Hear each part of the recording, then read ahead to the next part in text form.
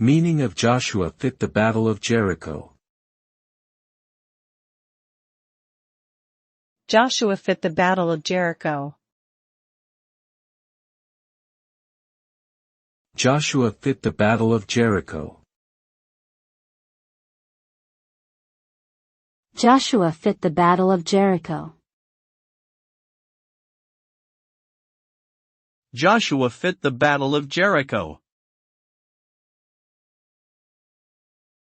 Joshua Fit the Battle of Jericho is a well-known African-American spiritual song that tells the biblical story of Joshua and the Battle of Jericho, as recorded in the book of Joshua in the Old Testament of the Bible.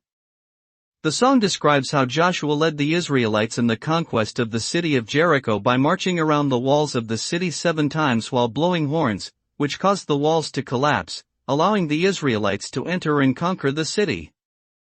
The song has been interpreted as a symbol of perseverance and overcoming adversity through faith and determination.